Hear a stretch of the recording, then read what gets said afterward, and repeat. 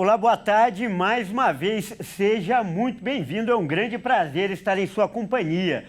Nós estamos ao vivo, agora são 15 horas e 30 minutos pontualmente pelo horário de Brasília. Eu sou o Kleber Werneck e a partir de agora você confere comigo as notícias do Brasil e do mundo nesta edição da tarde do Redação Rede. Olha só, os aliados do ex-presidente Jair Bolsonaro não se calaram, mesmo depois dele ter sido indiciado pela Polícia Federal no inquérito que apura tentativa de golpe de Estado. Vários políticos afirmaram hoje que essas denúncias são uma forma de impedir que ele concorra nas eleições presidenciais de 2026. Vamos ver.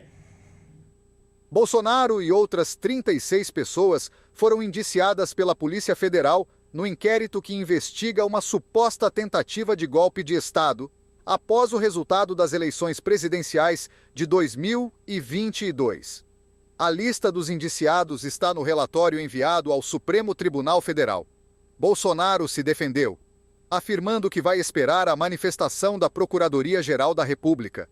Bolsonaro criticou o ministro do STF, Alexandre de Moraes, e disse que ele conduz todo o inquérito, ajusta os depoimentos, prende sem denúncia e faz tudo o que não diz a lei.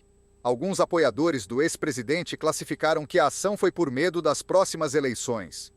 O vice-presidente da Câmara dos Deputados, Sóstenes Cavalcante, declarou que o indiciamento é uma reação à eleição do republicano Donald Trump para a presidência dos Estados Unidos. Já o filho do ex-presidente, o deputado Eduardo Bolsonaro, chamou o relatório da PF de porcaria.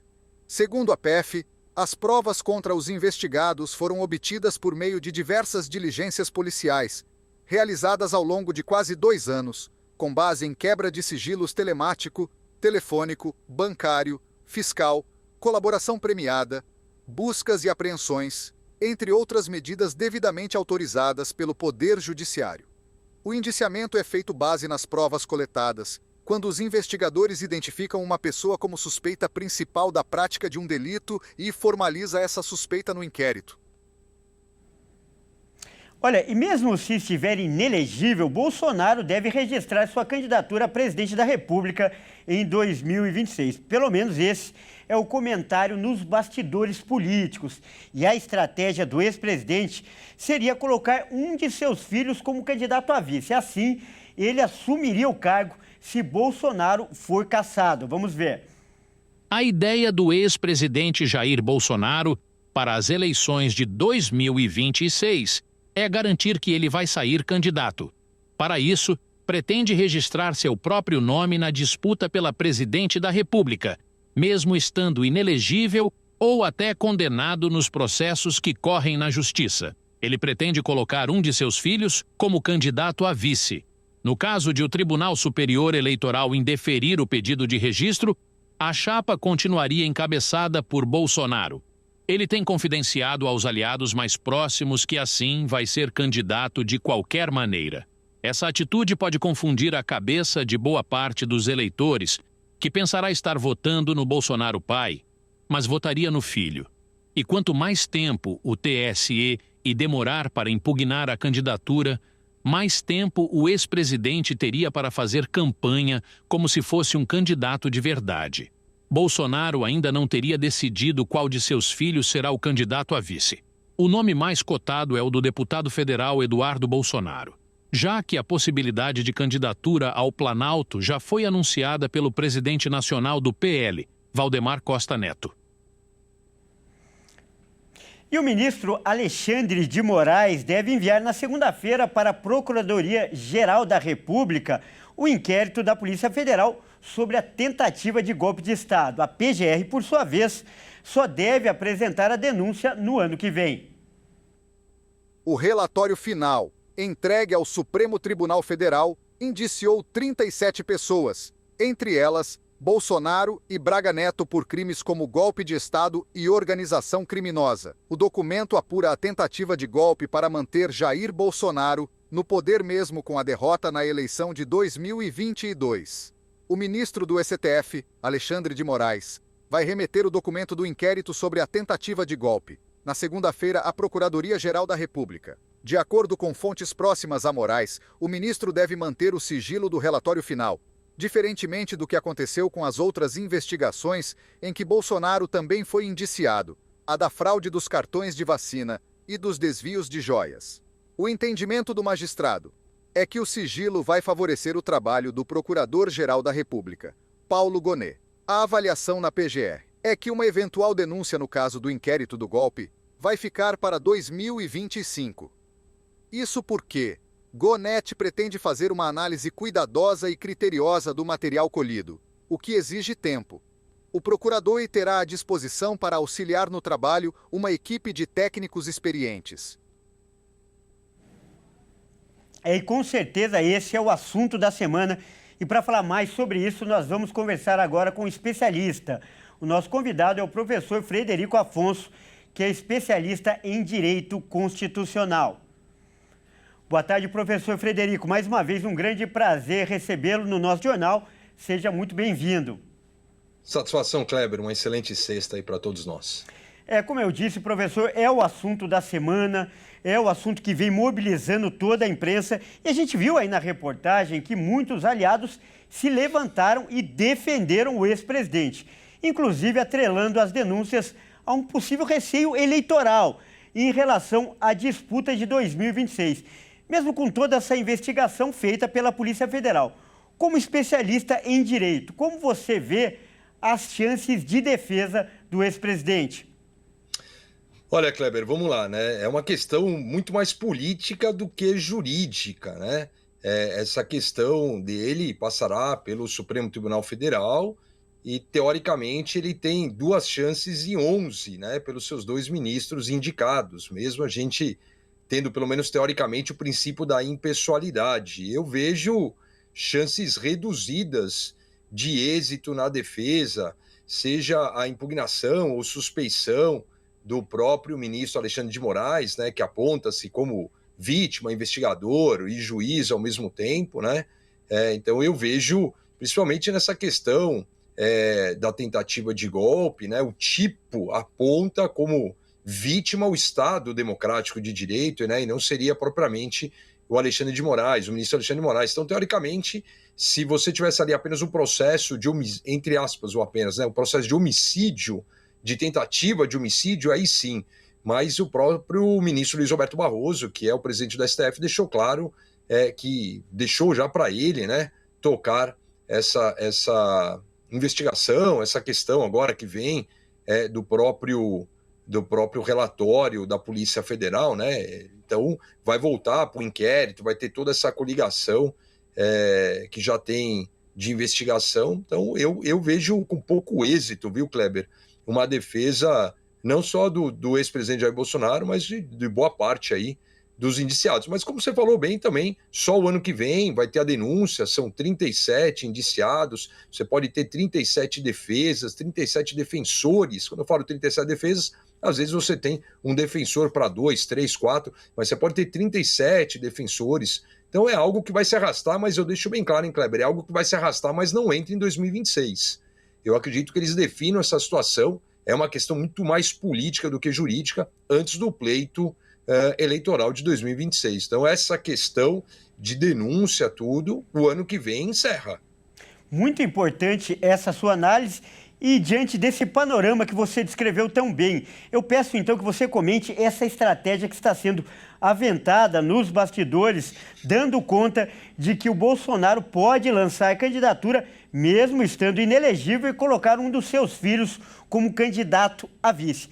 Aí eu pergunto, né, peço para você comentar em 2 aspectos. Primeiro, o aspecto jurídico. Isso pode ser feito legalmente. E segundo, o aspecto político. Seria uma estratégia eficiente? Bom, Kleber, juridicamente, a Lei Complementar 64 de 1990 que trata aí dessas questões de inelegibilidade, né? Então, um pedido de registro de candidatura, no caso para a presidência da República, vai ser encaminhado à Justiça Eleitoral, no caso, no Tribunal Superior Eleitoral. E aí você tem um prazo justamente do pedido do registro, e esse registro ele pode ser pedido a impugnação dele pelo Ministério Público Eleitoral, por qualquer candidato, por partido político ou coligação podem pedir aí a impugnação do registro, né? Então, o que acontece? O partido político ou a coligação aí que requereu o registro de candidato considerado inelegível, que é o caso do ex-presidente Jair Bolsonaro, pode indicar um substituto, mesmo que a decisão judicial tenha sido proferida após o término aí do prazo do registro, né? Então, não teria nem a necessidade de ser de fato um vice, né? A gente tem que lembrar que o registro de candidato inelegível ou que não atenda aí às condições de elegibilidade será indeferido pela Justiça Eleitoral, né? Ainda que não tenha havido a própria impugnação por partido político, por um outro candidato ou pelo Ministério Público Eleitoral, né? O candidato que tiver seu registro indeferido, ele vai poder recorrer da decisão e aí, enquanto ele estiver sub júdice, ou seja, né, aguardando a decisão judicial, vai prosseguir em sua campanha e ter seu nome mantido na urna eletrônica, né? Então, se a Justiça Eleitoral aí declarar a inelegibilidade do candidato, ele terá o registro negado ou cancelado, se já tiver sido feito ou declarado nulo o diploma, por exemplo, ele até venceu. Politicamente é uma questão interessante, porque você pode ter essa questão do mesmo nome, né? Vote Bolsonaro. Não se sabe se no Jair, no Flávio ou no Eduardo. Mas a grande questão é que o eleitor que vota no Jair Bolsonaro vai votar em quem ele indicar, independentemente de qualquer situação, de qualquer questão ele pedir. Ele é um candidato, ele é um ex-presidente que move uma massa de pessoas, uma massa eleitoral, tem, portanto, por óbvio, uma grande popularidade e que se reflete, né? A gente tem que lembrar que as últimas eleições foram apertadas para o atual presidente da República vencedor, bem apertadas, né? A gente tem quase aí um empate técnico, né? Quase um meio a meio. Então, essa questão ela vai ser novamente refletida em 2026. Isso aí não diminuiu. Aliás, no dia a dia, essa cisão, esse racha, essa polarização, ela muito mais aumentou. Então, vamos aguardar para ver aí as estratégias para 2026, que já começaram justamente, eu diria que no dia anterior ao pleito eleitoral. Eu brinco, Kleber, eu falo que eleição é igual justamente resultado de escola de samba, né? No dia da apoteose já começa a estratégia para o próximo ano. E aqui a mesma coisa, terminada a eleição, já começou o corre-corre para 2026. Seja a eleição municipal em 2024, né? Mas tudo olhando já para 2026. Tá certo, então nós acabamos de conversar com o professor Frederico Afonso, que é especialista em Direito Constitucional. Professor, mais uma vez, muito obrigado por essa valiosa contribuição. Obrigado, Kleber. Bom jornal. Um abraço. Grande abraço. Olha só, a gente muda de assunto agora para falar do caso do estudante de medicina que foi morto pela polícia em São Paulo. E novas imagens de câmeras de segurança mostram o rapaz dentro do hotel onde a morte aconteceu, né? Momentos antes de tudo acontecer. Vamos ver. As novas imagens estão circulando na internet e elas ajudam a entender melhor o que aconteceu no dia da morte do estudante. Os vídeos foram feitos por câmeras de segurança da rua e do hotel onde Marco Aurélio Acosta estava hospedado e mostram os momentos que antecederam o assassinato. A primeira câmera mostra a chegada do estudante com a mulher no hotel. Em seguida, eles entram no quarto. Reparem na sequência que a porta abre e fecha várias vezes. A versão da mulher é que ela estaria sendo agredida. Depois, eles saem do quarto e em outra câmera, Marco Aurélio aparece pulando do andar superior até a recepção do hotel. E por fim, a imagem da rua mostra o estudante de medicina correndo ao lado de uma viatura da polícia. Ele bate no retrovisor e foge. Um dos policiais desce do carro com a arma em punho e corre em direção ao rapaz. O motorista acompanha com a viatura. E a continuação da história já havia sido mostrada. A chegada do estudante e dos PMs ao hotel e a confusão entre eles no corredor. O governador Tarcísio de Freitas se pronunciou sobre o assunto.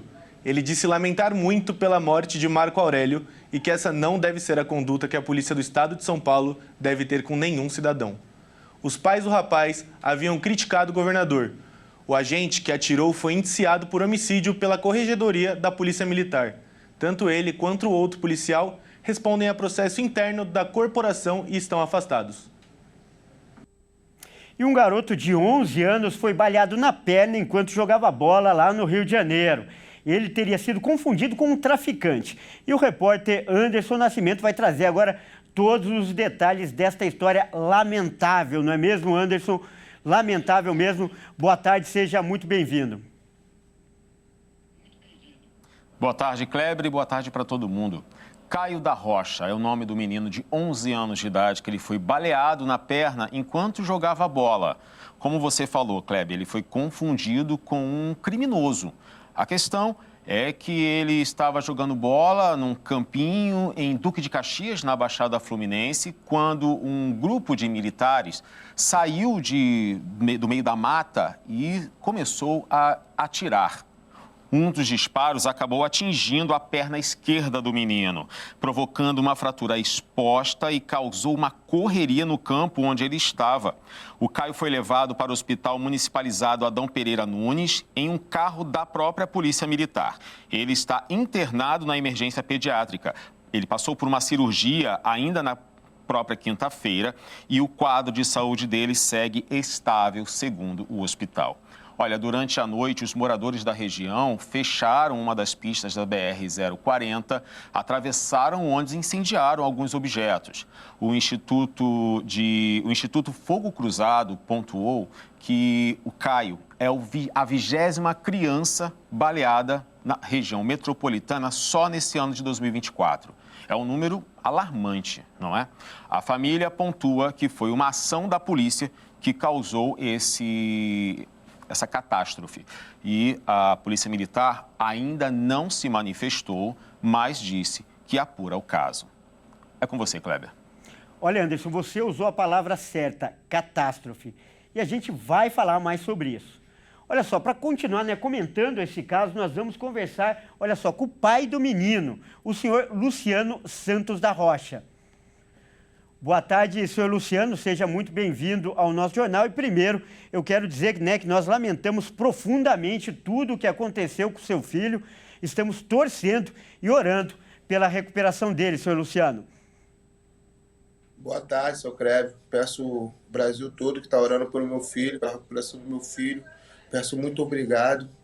E peço muito obrigado a toda a reportagem que estamos em cima, que, igual está falando, foi uma, duas, foi a 20ª criança. Até onde nós vamos perder nossas crianças, caso de polícia entrando dentro de favela, dando tiro em cima de criança. Meu filho de 11 anos tomando um tiro na perna por ter confundido com bandido. Não tem como confundir uma criança com bandido. Entendeu? Eu estou muito abalado, estou à base de remédio, não consigo comer, não consigo dormir, entendeu? E minhas palavras são gratas muito a vocês, entendeu? Que está dando um suporte para minha família, você está ajudando, entendeu? Sou grato ao Brasil. Então eu peço, até porque todo mundo está preocupado, que você conte para a gente como está o estado de saúde dele. O estado de saúde dele tá melhor, entendeu? Tem que esperar 48 horas para ver se o ferro vai ficar, para fazer enxerto. Entendeu? Se não faz o enxerto entre 48 horas não aceitar, eu acho que o médico falou que ia amputar a perna do meu filho, mas eu tenho fé em Deus, o Brasil está ajudando a gente, que vai dar tudo certo, já deu certo, não vai precisar amputar a perna do meu filho, entendeu? Só vai ficar com sequela mesmo, mas daqui a uns anos, ele tem com 11 anos, quem sabe daqui a 20 anos, vai ficar sequela, mas ele volta mais. Eu tenho fé no meu Jesus Cristo. Correto. Eu vou chamar agora o nosso repórter, o Anderson Nascimento, que está acompanhando esse caso aí, essa história de perto lá do Rio de Janeiro. Por favor, Anderson. Oi, Luciano, boa tarde. Lamento muito isso ter acontecido com Caio e imagino a dor de ver o filho assim. Ele está estável no hospital, mas eu queria saber do senhor como foi perceber que o seu filho, um menino de 11 anos, foi confundido com um criminoso e acabou tomando esse tiro. O que o senhor sentiu quanto a isso e o que o senhor pode contar para a gente do episódio, de como aconteceu? Eu acho que os polícias têm que ter mais preparativo, não é entrar em comunidade, que comunidade mora moradores trabalhadores, entendeu? Tem que ter mais respeito com a população. não é todos, entendeu? Mas tem população na comunidade e a gente não tem que chegar tirando, eles viram jogando bola, porque eles vai dar tiro. Foi 10 tiros, foi muito tiro que todo mundo falou, entendeu? Foi muito tiro, entendeu? E olha, o senhor falou aí, né, sobre a possibilidade dele amputar a perna e a gente torce profundamente que isso não aconteça.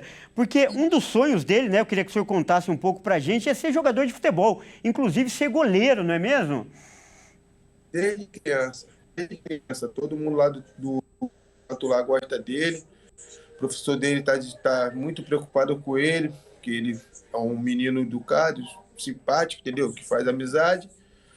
E acabou o sonho do meu filho, entendeu? Eu acho que não acabou, quem sabe um dia, né? Mas agora, por um momento, acabou o sonho do meu filho, entendeu? Ficou tudo para trás, meu filho. Só quero que o governador, pensasse um pouco, ajudasse, igual vocês da televisão, entendeu? Ninguém até agora chegou oferecendo ajuda, ninguém chegou falando em ajuda ao meu filho, entendeu? Meu filho está lá internado, o médico vai lá, entendeu? É isso. Eu estou muito abalado, eu estou sem poder falar, que eu estou à base de remédio, que eu estou sem dormir desde ontem, sem comer. E só peço para tirar o meu filho lá de dentro. Anderson, por favor, pode continuar aí, então, com mais uma pergunta. Então, senhor Luciano, nesse momento em que o senhor soube, né, do que aconteceu, o que o senhor presenciou, o que o senhor viu acontecendo ali? O senhor já falou que foram vários tiros, mas como é que o senhor chegou perto do Caio? Como é que foi esse momento ali para o senhor? Não. Eu no momento não estava em casa, no Adão Pereira, com a minha esposa, que ela tinha sofrido um acidente de moto. Estava lá desde 9 horas da manhã, entendeu? Quando foi 6 horas da tarde, nada, minha esposa ser atendida.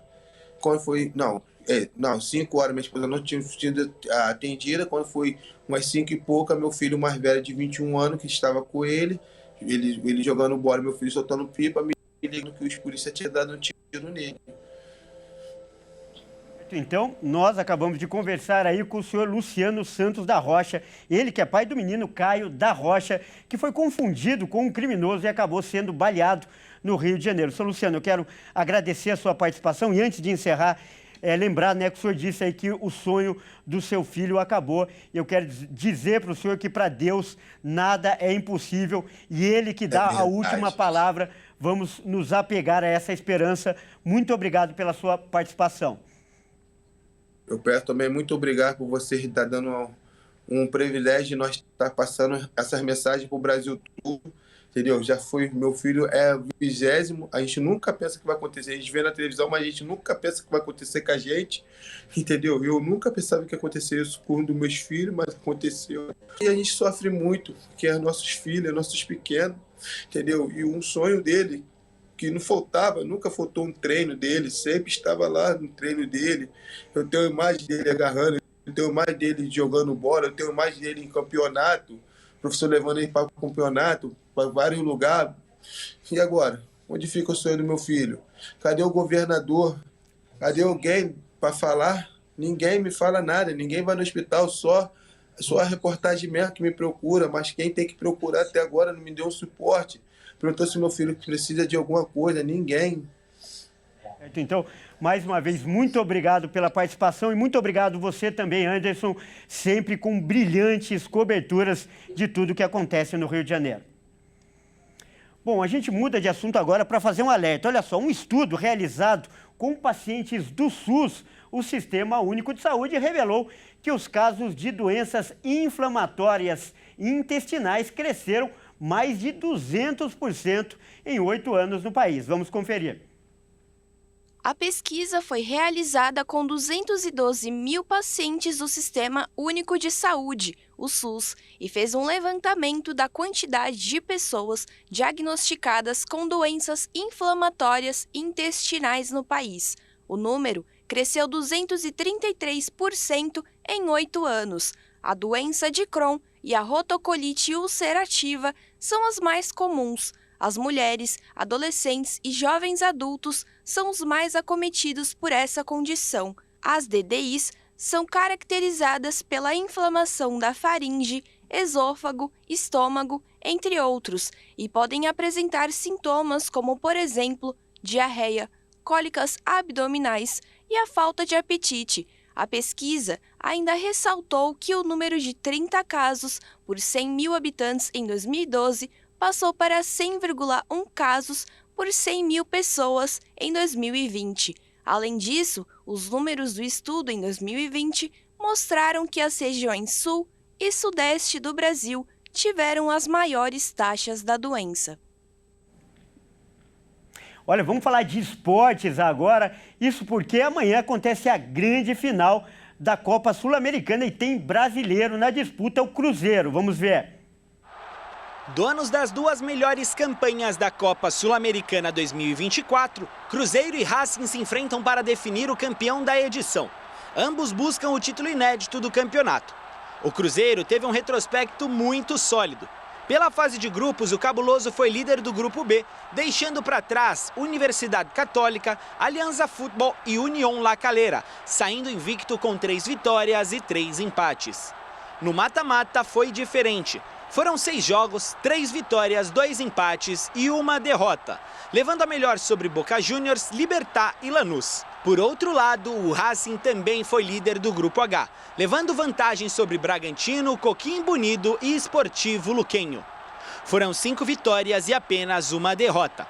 Pelas fases finais, foram 4 vitórias, 2 empates e 1 derrota, deixando para trás Huachipato, Atlético Paranaense e Corinthians. Os ingressos para a partida já estão esgotados. O estádio tem capacidade para 45 mil pessoas e cada uma das duas equipes receberam cerca de 12 mil ingressos. E o restante foi comercializado pela Conmebol para o setor misto. Esse será o 12º jogo entre as equipes. O histórico conta com 5 vitórias do Cruzeiro, 4 do Racing e apenas 2 empates. E agora, quem será que levará a melhor? E a gente espera que seja o time brasileiro que leve a melhor. Bom, essa edição fica por aqui. Eu agradeço demais pela sua companhia e você que não é de São Paulo, não nos acompanha pela RIT TV, fique agora com a sua programação local. Ótima tarde e até mais.